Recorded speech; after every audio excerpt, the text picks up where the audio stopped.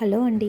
ఈరోజు చాలా సింపుల్గా టేస్టీగా అయిపోయే బెండకాయ పుల్లగూర ఆంధ్ర స్టైల్ రాయలసీమ వాళ్ళు ఎలా చేస్తారో ఒకసారి చూద్దామండి.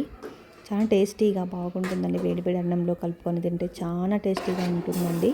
ఫస్ట్ ఒక కడాయి పెట్టుకొని దానిపైన కొంచెం ఆయిల్ వేసుకొని కట్ చేసుకున్న బెండకాయ ముక్కలు నేను వీడియో చూపిస్తున్నట్లు కట్ చేసుకోవాలండి. మీకు ఎలా ఇష్టం వస్తే అలా కట్ చేసుకోవచ్చు. ఇలా చిన్న కట్ చేసుకోవడం వల్ల తొందరగా ఉడుకుతుందండి. ఇట్లా ముక్కలు టమోటాలు కట్ చేసుకొని వేసుకోవాలండి. అలాగే కొద్దిగా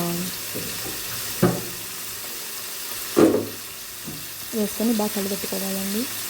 తర్వాత కొద్దిగా పచ్చిమిర్చి, అలాగే కొద్దిగా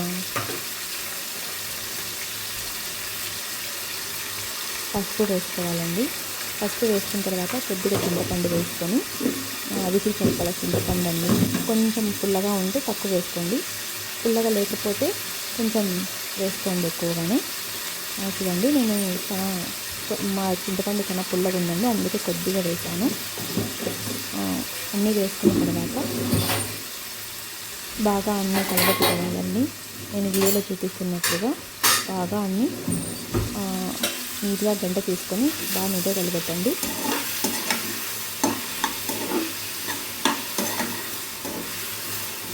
బాగా దాన్ని నీట్గా మిక్స్ చేసిన తర్వాత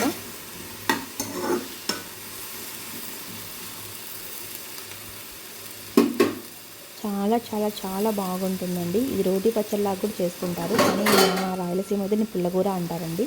దీన్ని మిక్స్ చేసుకున్న తర్వాత దానిపైన ప్లేట్ వేసేసి కొంచెం మీడియంలో స్టవ్ పెట్టి 5 మినిట్స్ బాగా ఉడికించాలండి.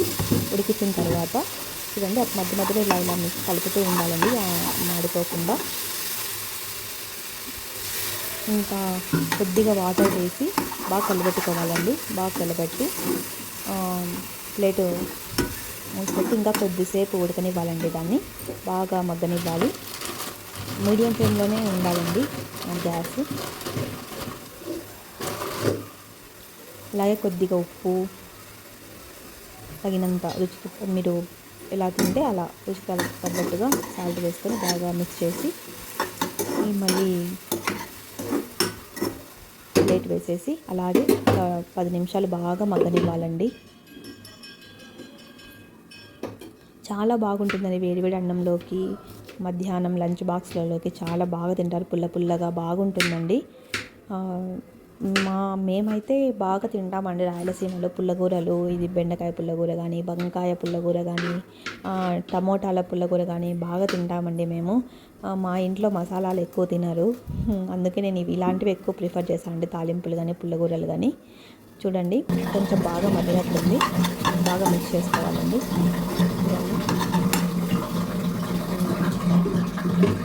మధ్యలో ఇట్లా మిక్స్ చేసుకుంటూ కలుపుకుంటూ ఉండాలండి.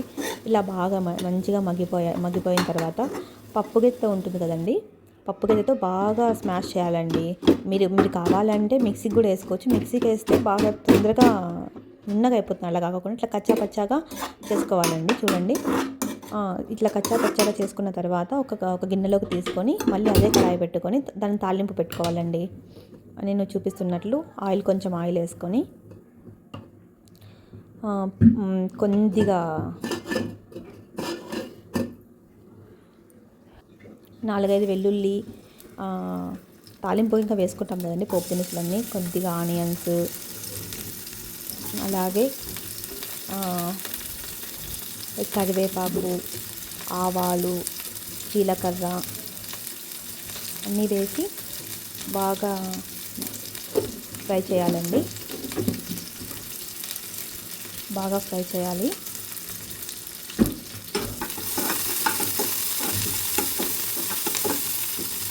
నేను వీడియోలో చూపించినట్లు బాగా ఫ్రై చేయాలండి. ఇవి బాగా ఫ్రై అయిన తర్వాత మనము ఆల్రెడీ పక్కన పెట్టుకున్నాం కదండి, అన్ని కూరగాయలన్నీ మిక్స్ చేసుకొని దాన్ని పెట్టుకున్న దాన్ని వేసి మిక్స్ చేసేయాలండి. బాగా మిక్స్ చేసేస్తే ఎంతో రుచికరమైన పుల్లగా ఎంతో బాగుంది బెండకాయ పుల్లగా రెడీ అయిపోయినట్లేనండి.